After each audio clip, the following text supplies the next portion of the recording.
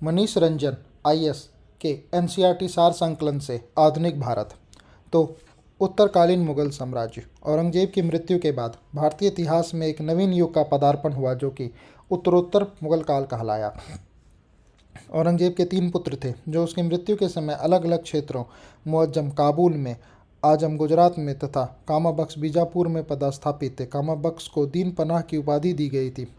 औरंगजेब की मृत्यु के बाद मुअज्जम ने साम्राज्य को विभाजित करने का प्रस्ताव आजम के सामने रखा, लेकिन उसने इसे ठुकरा दिया तथा युद्ध करने का निर्णय लिया।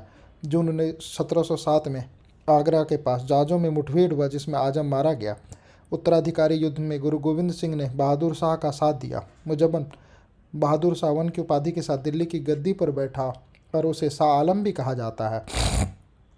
हैदराबाद के निकट कामबख्श बहादुर शाह से हार गया और घावों के कारण 13 जनवरी 1709 को आरंभ में उसकी मृत्यु हो गई। जहांदार शाह 1712-13 में ने जय सिंह को मिर्जा राम सवाई की पदवी दी तथा मालवा का गवर्नर बना दिया। जहांदार शाह ने अजीत सिंह को महाराज की पदवी दी एवं गुजरात का गवर्नर बना दिया। जुल्फिकार खां को जहांदार शाह का प्रधानमंत्री बना दिया गया। जहांदार शाह लाल कुंवर नामक स्त्री से के प्रभाव में था। फर्रुखसियर अजीमुद्दीन का पुत्र था। यह सैयद बंधुओं की सहायता से दिल्ली की गद्दी पर बैठा था। तुरानी सैनिक हैदर बेग ने अक्टूबर 1720 को सैयद बंधु हुसैन अली खां की हत्या कर दी। मुहम्मद शाह ने निजाम मुल्क को अपना वजीर बनाया। मुगल सम्राट मोहम्मद शाह ने शहादत खां को बुरहान अल मुल्क की उपाधि दी और शहादत खां का असली नाम मोहम्मद अमीन था। 24 फरवरी 1739 को नादिर शाह ईरानी तथा मुगल सेना के मध्य करनाल में युद्ध हुआ। नादिर शाह के विरुद्ध मुगल सेना का नेतृत्व खान ए दौरा ने किया।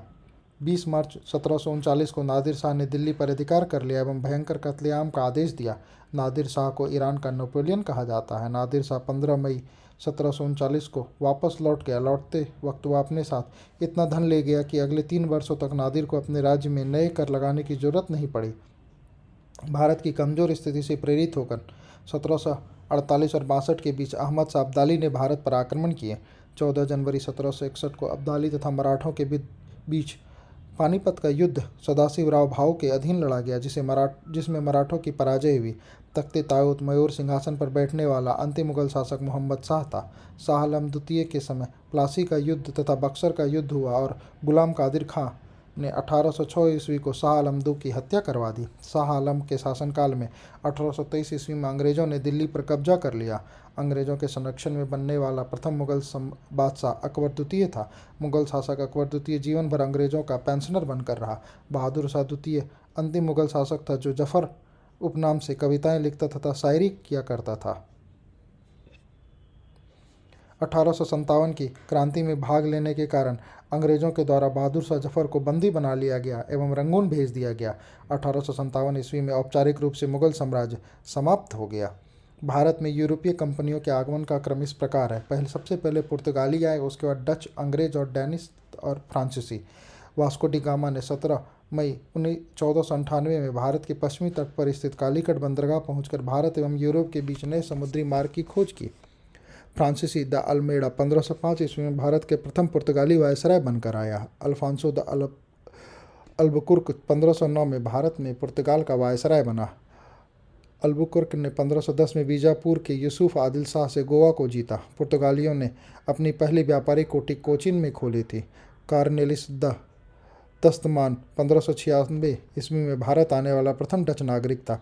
डचों द्वारा व्यापार की आधारशिला भारत में रखने का श्रेय 1592 में एम्स्टर्डम के व्यापारी कंपनी को है। डचों ने 1662 ईस्वी में पूर्व से व्यापार करने के लिए डच ईस्ट इंडिया कंपनी की स्थापना की। डच ईस्ट इंडिया कंपनी का मुख्य प्रशासनिक केंद्र बटाविला में स्थित था। कोरोमंडल तट पर मुसलीपट्टनम में 1605 में प्रथम डच फैक्ट्री की स्थापना की गई। सन 1688 ईस्वी की गौरवपूर्ण क्रांति जिसमें विलियम इंग्लैंड का राजा बन गया, अंग्रेज डच संबंध सुधर गए। डच भारत में नील, सोरा और सूती वस्त्र का निर्यात करते थे। बेदरा युद्ध 1759 में अंग्रेजों एवं डचों के मध्य हुआ। अंग्रेजों ने पूर्ण रूप से डचों को 1795 ईस्वी में भारत से बाहर कर दिया। अंग्रेजों की प्रथम व्यापारिक कोठी सूरत में 1608 ईस्वी में खोली गई थी। लुई 14वें के मंत्री कोलबर्ट ने पूर्व में व्यापार करने के लिए 1664 में एक फ्रेंच ईस्ट इंडिया कंपनी का निर्माण किया, जिसका नाम इंडेसोरेलियंस था। भारत में फ्रांसीसियों की प्रथम कोठी फैक्रो कैरो के द्वारा सूरत में 1688 ईस्वी में स्थापित की गई। फ्रांसिस मार्टिन ने 1674 में पौंडीचेरी की स्थापना की। डेनमार्क वासियों का आगमन भारत में 1616 में हुआ। 1620 में तमिलनाडु के टैक्रोबोर नामक क्षेत्र में डेनमार्क वासियों ने व्यापारिक केंद्र खोला। सेरमपुर डेनो का प्रमुख व्यापारिक केंद्र था। 1731 ईस्वी में स्वीडिश ईस्ट इंडिया कंपनी की स्थापना हुई। ब्रिटिश फ्रेंच संघर्ष। प्रथम कर्नाटक युद्ध 1746 और 48 में ऑस्ट्रेलिया के उत्तराधिकारियों से प्रभावित था। 1748 ईस्वी में एक्स ला सैपल की संधि के द्वारा ऑस्ट्रिया का उत्तराधिकारी युद्ध समाप्त हो गया। इस संधि के तहत प्रथम कर्नाटक युद्ध समाप्त हुआ। दूसरा कर्नाटक युद्ध 1749 से 54 ईस्वी में हुआ। इस युद्ध में फ्रांसीसी गवर्नर डुप्ले की हार हुई, इसलिए उसे वापस बुला लिया गया और उसकी जगह पर गोहडे को भारत में अगले फ्रांसीसी गवर्नर बनाया गया। पौंडीचेरी की संधि जनवरी 1755 के साथ युद्ध विराम हुआ। तीसरा कर्नाटक युद्ध 1756 से 63 ईस्वी के बीच हुआ। यह 1756 में शुरू हुआ सप्तवर्षीय युद्ध का ही अंश था। पेरिस की संधि होने पर यह युद्ध समाप्त हो गया और अंग्रेजी सेना ने 1760 में सर आयरकुट के नेतृत्व में बंदीवास की लड़ाई में फ्रांसीसियों को बुरी तरह से हराया। इसमें फ्रांसीसी नेता का नेतृत्व लाली कर रहा था। अंग्रेजों ने 1761 में पौंडीचेरी को फ्रांसीसियों से छीन लिया। पेरिस संधि के अंतर्गत अंग्रेजों ने 1763 ईस्वी में चंद्रनगर को छोड़कर शेष सभी प्रदेशों को लौटा दिया, जो 1749 ईस्वी तक फ्रांसीसी कब्जे में थे, और ये प्रदेश भारत की आज़ादी तक फ्रांसीसी कब्जे में रहे। British East India Company Bharat आई यूरोपियों में सर्वाधिक शक्तिशाली नौशक्ति अंग्रेजों की ही थी। विलियम डेक ने 1579 ईस्वी में पूर्वी क्षेत्र का भ्रमण किया। 1599 में जॉन मिल्डेनहाल नामक ब्रिटिश यात्री थलमार्क से भारत आया। ब्रिटिश मर्चेंट एडवेंचर कंपनी की स्थापना 1599 में हुई। इंग्लैंड की महारानी एलिजाबेथ ने 31 दिसंबर 1600 को एक चार्टर प्रदान किया, जिसके अनुसार इंग्लिश ईस्ट इंडिया कंपनी का जन्म हुआ। 1608 ईस्वी में इंग्लैंड के राजा जेम्स प्रथम के दूत के रूप में कैप्टन हॉकिंग सूरत पहुंचा, जहां से वह मुगल सम्राट जहांगीर से मिलने आगरा गया। जहांगीर ने हॉकिंग से प्रसन्न होकर उसे आगरा में बसने की अनुमति के साथ साथ 4,000 का एक मनसब एवं जागीर प्रदान की। ब्रिटिश ईस्ट इंडिया कंपनी का प्रथम गवर्नर टॉमस स्मिथ था। जहांगीर के दरबार में जेम्स प्रथम के राजदूत कैप्टन हॉकिंग्स का सर टॉमस रो 1615 में आए। बम्बई का गवर्नर गेराल्ड ऑगियार बम्बई का वास्तविक संस्थापक था। ऑगियार ने तांबे और चांदी के सिक्के ढालने के लिए टकसाल की स्थापना की।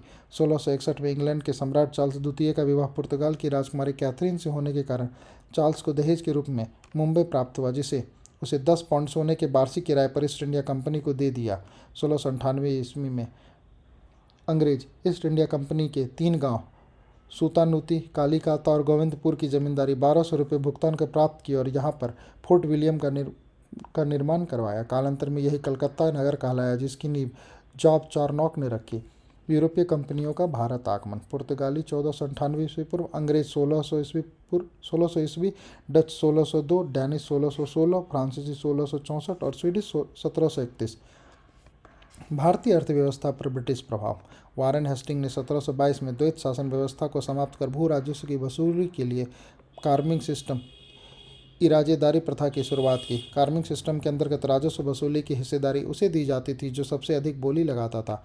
क्लाइव के समय भू राजस्व का वार्षिक बंदोबस्त होता था, जिसे कि होस्टिंग्स ने बढ़ाकर 5 वर्ष कर दिया था। कॉर्नवालिस ने गवर्नर जनरल बनने के बाद एक 10 साल बंदोबस्त लागू किया, जिसे 1793 ईस्वी में अस्थायी बंदोबस्त में परिवर्तित कर दिया गया। अस्थायी बंदोबस्त के अंतर्गत ब्रिटिश भारत का लगभग 19% हिस्सा आता था। यह व्यवस्था बंगाल, बिहार, उड़ीसा, वाराणसी और उत्तरी कर्नाटक के क्षेत्रों में लागू थी। अस्थायी बंदोबस्त के अंतर्गत भू राजस्व की वसूली का अधिकार जमींदारों को दिया गया था, जिनका हिस्सा वसूलने का 1/10 या 1/11 होता था। सर्वप्रथम रैयतवाड़ी व्यवस्था को तमिलनाडु के बारामहल जिले में लागू किया गया। यूरोपियों की प्रथम फैक्ट्रियाँ। सबसे पहले पुर्तगाली ने 1502 ईस्वी में कोचीन केरल में बनाई। डच 1605 ईस्वी में मुसलीपट्टनम आंध्र प्रदेश, अंग्रेजों ने 1611 में मुसलीपट्टनम आंध्र प्रदेश, डैनिश 1620 ट्रावनकोर तंजौर और फ्रांसीसी ने 1668 में सूरत गुजरात में। यह व्यवस्था तमिलनाडु, मद्रास, मुंबई, असम तथा कुर्ग के कुछ हिस्से में लागू की गई, जो कुल ब्रिटिश भारत का 51% था। रैयतवाड़ी व्यवस्था में किसानों को अधिक लगान लिए जाने के विरुद्ध न्यायालय में जाने की अनुमति नहीं थी। माहलवाड़ी व्यवस्था ब्रिटिश भारत के कुल क्षेत्रफल के 30% हिस्से पर लागू थी।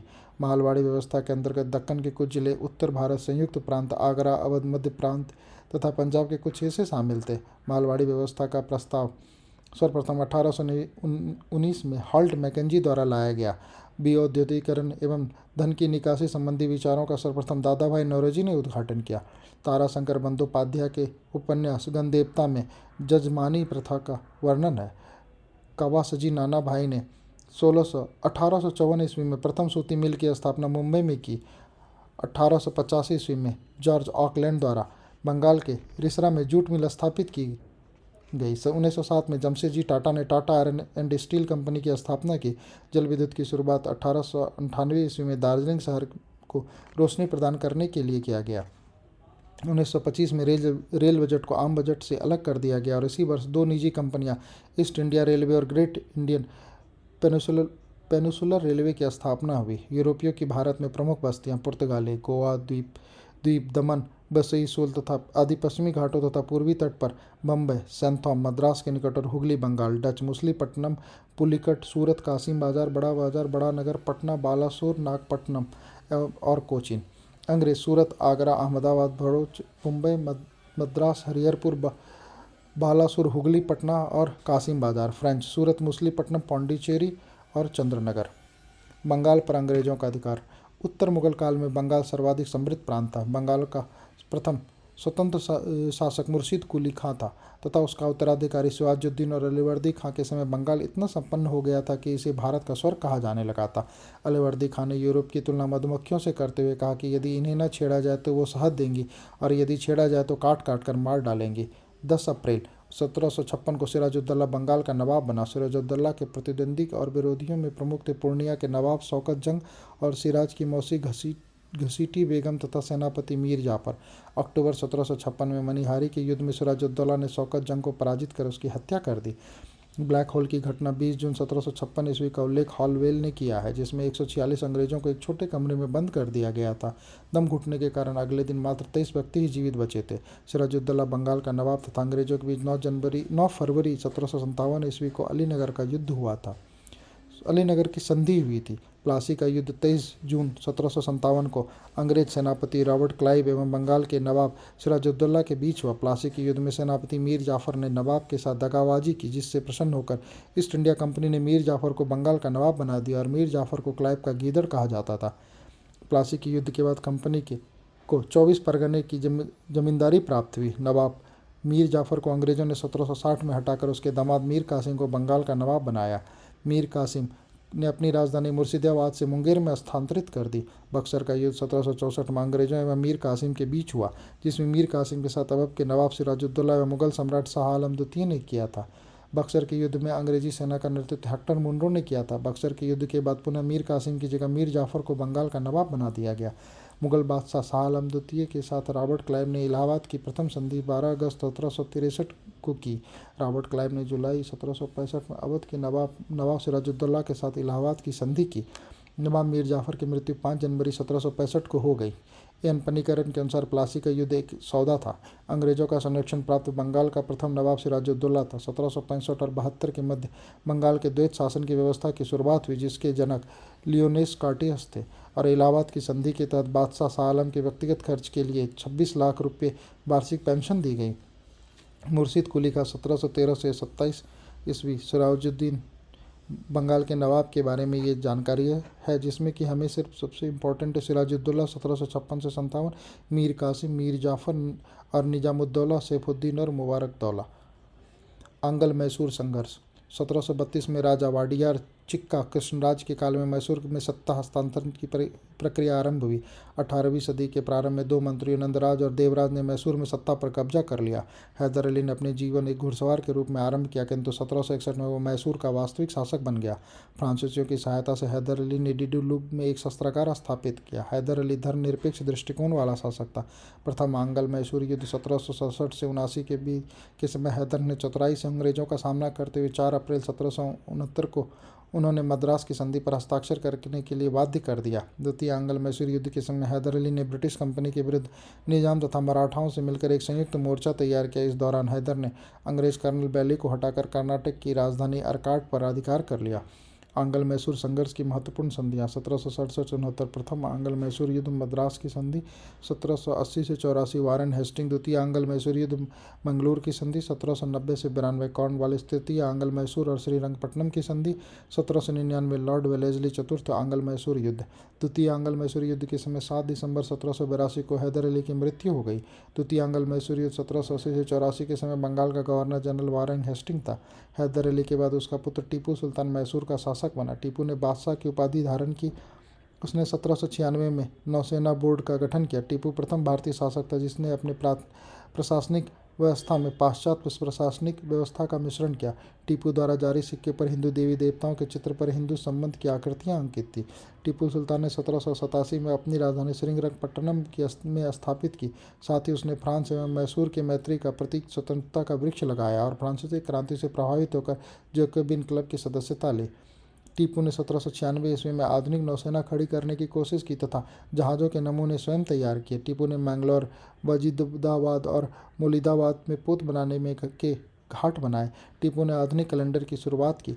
टीपू ने कहा कि मैं अंग्रेज़ों के स्थल साधनों को तो समाप्त कर सकता परंतु समुद्र को मैं नहीं सुखा सकता।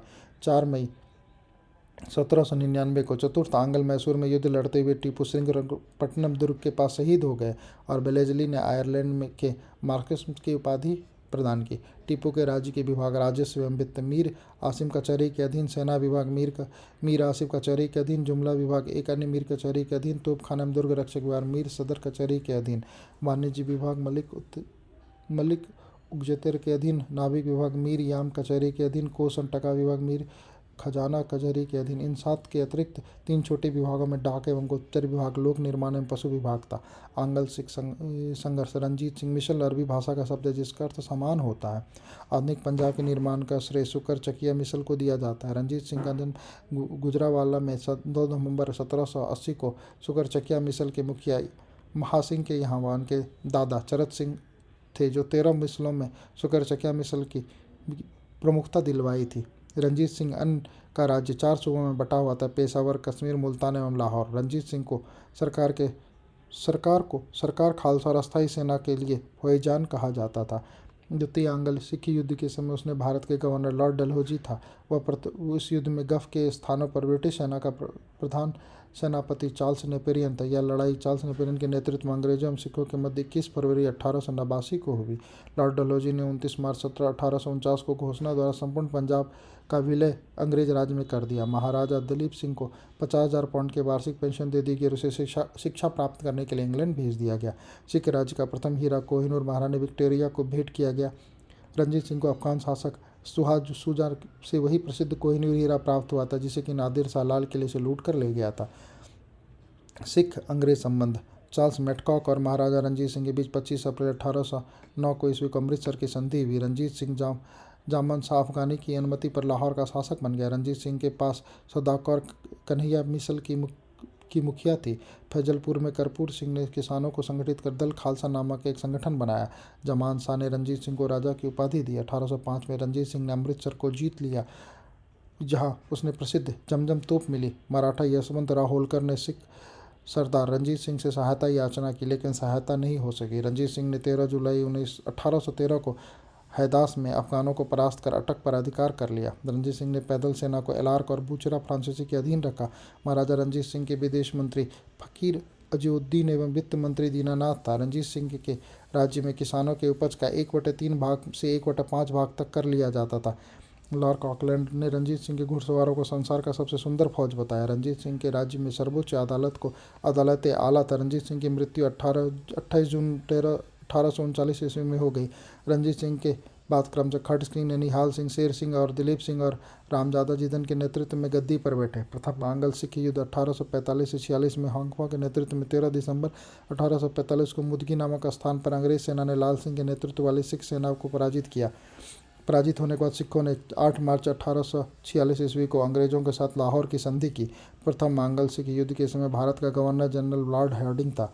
बोहरवली की संधि 22 दिसंबर 1846 को हुई। इस संधि के तहत राजा दिलीप सिंह के संरक्षण हेतु अंग्रेजी सेना पर पंजाब में रहना स्वीकार कर लिया गया। महारानी छिंदन ने 20 अगस्त 1847 को राजा दिलीप सिंह से अलग कर 4800 रुपये वार्षिक पेंशन देकर शेखपुरा भेज दिया गया। द्वितीय अंग्ल सिख युद्ध 1848-49 के युद्ध के दौरान पहली लड़ाई में चियलनावाला की लड़ाई सिख नेता शेर सिंह और अंग्रेज कमांडर एफ के मध्य लड़ी गई। सिख गुरु नानक ने सिख संप्रदाय की स्थापना की। गुरु नानक का जन्म 1859 को तलवंडी पाकिस्तान में हुआ। गुरु नानक के आध्यात्मिक ज्ञान कार्तिक पूर्णिमा को 1496 ईस्वी में हुआ।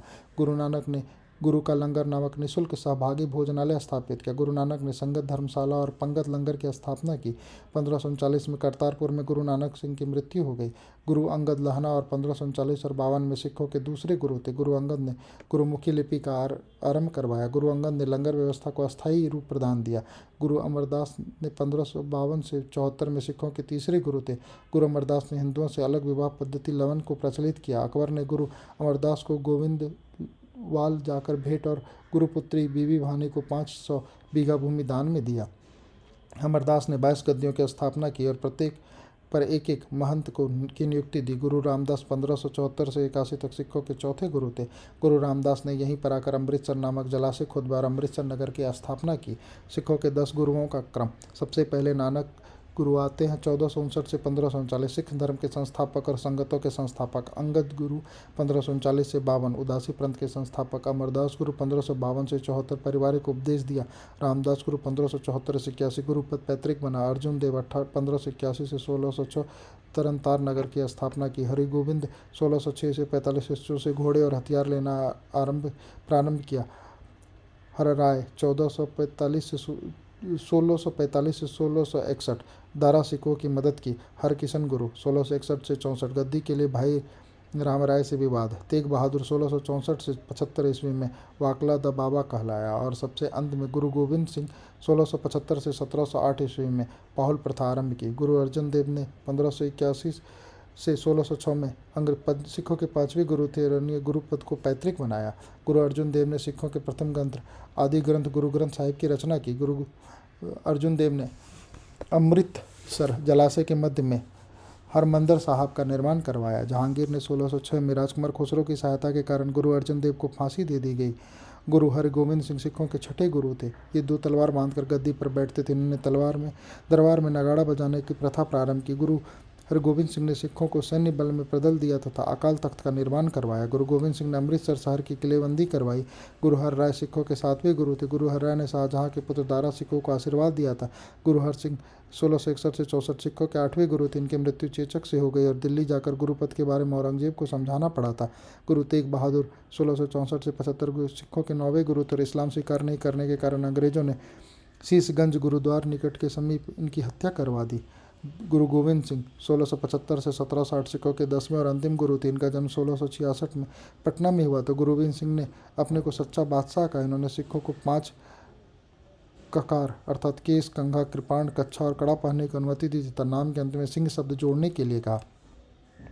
गुरु गोविंद सिंह का निवास स्थान आनंदपुर साहिब तथा यह कार्यस्थली पावती थी। गुरु गोविंद सिंह ने खालसा पंथ की स्थापना 1699 ईस्वी में की। गुरु गोविंद सिंह ने पाहुल प्रणाली की शुरुआत की। गुरु गोविंद सिंह ने सिखों के धार्मिक ग्रंथ आदि ग्रंथ के वर्तमान रूप दिया और कहा कि यह गुरुवाणी सिख संप्रदाय के गुरु का कार्य करेगी। सरहिंद के मुगल फौजदार वजीर खान ने गुरु गोविंद सिंह के 2 पुत्रों फतेह सिंह और जोरावर सिंह को दीवार से चुनवा दिया। सन 1708 ईस्वी में नांदेड़ नामक स्थान पर गुलखा नामक पठान से गुरु गोविंद सिंह की हत्या कर दी गई। बंदा गुरु बहादुर इनका नाम 1670 में रजौली गांव पूछ बिहार जिले में हुआ और बंदा बहादुर के बचपन का नाम लक्ष्मण दास था। बंदा का पिता रामदेव डोंगरा राजपूत थे। बंदा बहादुर का उद्देश्य पंजाब में एक सिख राज्य स्थापित करना था। बंदा ने लाहौरगढ़ की को राजधानी बनाया। बंदा ने गुरु नानक के एवं गुरु गोविंद सिंह के नाम से सिक्के चलवाए। बंदा बहादुर ने सरहिंद के मुगल फौजदार वाजिर खां की हत्या करवा दी और मुगल सम्राट फर्रुख खां शायर के आदेश पर 1716 में बंदा बहादुर की गुरुदासपुर के नांगल में हत्या कर दी गई। बंदा के मृत्यु के बाद सिख कई छोटे छोटे टुकड़ों में बढ़ गया और नवाब कर्पूर सिंह के पहल पर सभी सिख टुकड़ियों को 1748 ईस्वी में दल खालसा में विलय हो गया। जस्सा सिंह अहलुवालिया ने दल खालसा का नेतृत्व किया जिसे बाद में 12 दलों में विभाजित कर दिया गया जिसे मिसल कहते हैं। प्रमुख किसान विद्रोह। सबसे पहला किसान विद्रोह नील विद्रोह 1859 से 60 में। नील विद्रोह की घटना बंगाल के नदिया किनारे गोविंदपुर गांव में सितंबर 1859 में हुई। इस विद्रोह का नेतृत्व दिगंबर विश्वास एवं विष्णु विश्वास ने किया। इस विद्रोह में हिंदू पैट्रियट के संस्थापक हरिश्चंद्र मुखर्जी ने महत्वपूर्ण भूमिका निभाई। नील विद्रोह के अत्याचारों का खुला चित्रण दीनबंधु मित्र ने अपने नाटक नील दर्पण में किया है। पावना विद्रोह। पावना कृषक विद्रोह के प्रमुख नेता ईशान चंद्र राय तथा शंभू पाल थे। पावना आंदोलन का समर्थन बंकिम चंद्र चट्टोपाध्याय तथा आरसी दत्त ने किया। इस विद्रोह का समर्थन गवर्नर कैपलेब ने भी किया था। प्रमुख भारतीय किसान सभा। उत्तर प्रदेश किसान सभा 1918 गौरी शंकर मिश्र और इंद्र नारायण द्विवेदी। आंध्र प्रांतीय किसान सभा 1928। बिहार किसान सभा 1929 स्वामी सहजानंद सरस्वती और उत्कल प्रांतीय किसान सभा 20वीं सदी मालती चौधरी। अखिल भारतीय किसान सभा 1936 स्वामी सहजानंद सरस्वती। चंपारण सत्याग्रह। यह सत्याग्रह तिनकठिया पद्धति के खिलाफ था, जिसमें किसानों के द्वारा अपने कृषिजन्य क्षेत्र के 3/20 भाग में नील की खेती अनिवार्य होती थी। चंपारण सत्याग्रह का नेतृत्व गांधी जी और राजकुमार शुक्ल के द्वारा लखनऊ में सौंपा गया। चंपारण सत्याग्रह गांधी जी के द्वारा किया गया सत्याग्रह का प्रथम प्रयास था। चंपारण सत्याग्रह से प्रभावित होकर रविन्द्रनाथ टैगोर ने महात्मा की उपाधि दी। खेड़ा सत्याग्रह 1918 गांधी जी के द्वारा किया गया प्रथम सत्याग्रह खेड़ा सत्याग्रह था। खेड़ा सत्याग्रह में गांधी जी ने के सहयोगी इंदुजाल ज्ञान यज्ञ और वल्लभ भाई पटेल थे। अवध किसान सभा 1920 ईस्वी में। अवध किसान सभा का गठन 17 अक्टूबर 1920 को बाबा रामचंद्र के प्रयास में प्रतापगढ़ में किया गया। प्रतापगढ़ का रूप गाँव इस समय किसान आंदोलन का प्रमुख केंद्र था, जहां नाई धोबी बंद नामक प्रसिद्ध आंदोलन चलाया गया। इस क्षेत्र में चलाया गया एक आंदोलन का नेतृत्व मदारी पासी ने किया।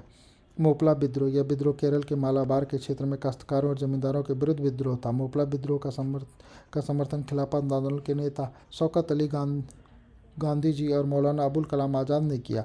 बारदोली सत्याग्रह। बारदोली सत्याग्रह का नेतृत्व वल्लभ भाई पटेल ने किया था। पटेल को सरदार की उपाधि इसी सत्याग्रह के दौरान बारदोली की महिलाओं ने प्रदान की और सरकार के द्वारा बारदोली मामले की जांच के लिए ब्रूमफील्ड और मैक्सवेल को जांच आयुक्त किया गया। प्रमुख आंदोलन सन्यासी विद्रोह वर्ष 1770 से 1800। मंजूर शाह, मूसा शाह और देवी चौधरानी और प्रमुख क्षेत्र बंगाल और बिहार। पालीगढ़ विद्रोह 1790 ईस्वी। वीके कार्डला लंपन तमिलनाडु। दीवान वेलुथम्पी का विद्रोह 1805। दीवान वेलुथम्पी त्रावणकोर केरल। पागलपंथी विद्रोह 1813 से 33। करमसा टीपू असम। पाइक विद्रोह 1817। बक्सी जगबंधु उड़ीसा। बधेरा विद्रोह 1818 से 20। बधेरा सरदार ओखा मंडल। कच्छ का विद्रोह 1819 से 31। राजा भारमल कच्छ। बहावी विद्रोह 1820 से 17। सैयद अहमद राय बरेलवी। पटना, हैदराबाद, मद्रास, बंगाल, बम्बई तथा यूपी। और रानी चेन्नम्मा का विद्रोह 1824 से 29। चेन्नम्मा किन्नौर। गडकरियों का विद्रोह 1829 से 48। कोल्हापुर। बरसाल विद्रोह 1831। टीटू मीर बंगाल। कोल विद्रोह 1831 से 32। मेंदसराय मानको छोटा नागपुर। फारजी विद्रोह 1838 से 57।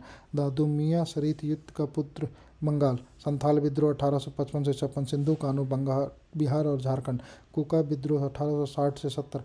भगवत जवाहर मल और राम सिंह कुका पंजाब। नाई धोबी बंद विद्रोह 1919। बाबा रामचंद्र प्रतापगढ़। ताना भगत आंदोलन 1920।